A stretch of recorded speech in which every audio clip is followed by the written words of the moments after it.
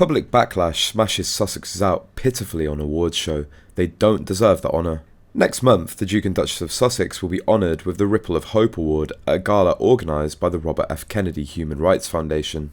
The charity is named after former President Kennedy's younger brother, who was assassinated in 1968 during his presidential campaign. But royal biographer Angela Levin told in an exclusive interview that she believed Harry and Meghan's charitable credentials were fantasy laced with persuasion, and questioned, are they really up there with earlier award winners?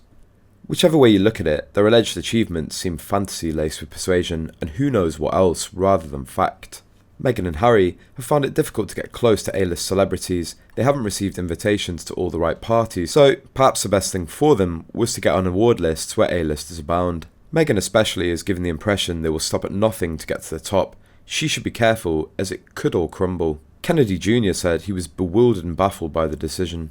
And Professor David Norsaw, whose biography of Kennedy patriarch Joseph Kennedy was nominated for a Pulitzer Prize, told that it was absurd to rank Harry and Meghan among previous recipients. I find it somewhere between sublimely ridiculous and blatantly ludicrous. If you look at the people who've been awarded the Robert Kennedy Prize in the past, Bill and Hillary Clinton, Nancy Pelosi, Bishop Desmond Tutu, and then you have to ask, what are Harry and Meghan doing here? What in God's name have they done to merit this? What percentage of Harry and Meghan's wealth is going to worthy causes? Sussex Royal was renamed MWX after the palace balked at the couple using regal branding despite relinquishing their royal roles, and then finally shuttered when the Duke and Duchess moved to the US. It was subject to a UK Charity Commission investigation over complaints of financial mismanagement. The philanthropy watchdog concluded no rules or laws had been broken, but admonished the couple wasting money on red tape. Archewell's first major project was announced in December 2020, helping non-profit World Central Kitchen to feed people in disaster-struck areas. The Duke and Duchess of Sussex have remained largely distanced from the core members of the firm since their step back from royal duties in 2020. Russell Myers claimed Prince Harry's conduct over the last couple of years, including a series of unprecedented interviews that revealed intimate details of his royal life, have caused a great wound in his relationship with the extended royal family.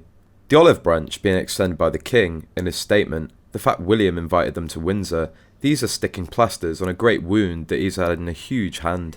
Is he now really regretting his conduct over the last couple of years? I don't know where they go from here, and I can only see it getting worse because of this book. Even if it's a percentage of what we think it's going to be even worse for him. I don't see a way back for him.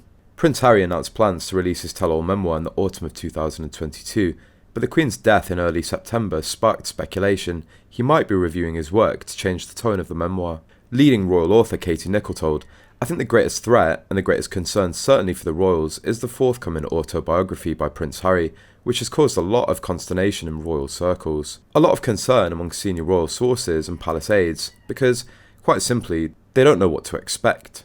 There are a lot of rumours that Prince Harry is making possibly last-minute edits to the book in light of the Queen's death, the sensitivity perhaps of some of the passages he's written about. The autobiography has been shrouded in secrecy, and I think it's a case of belts and braces, and the palace really preparing themselves for what's to come.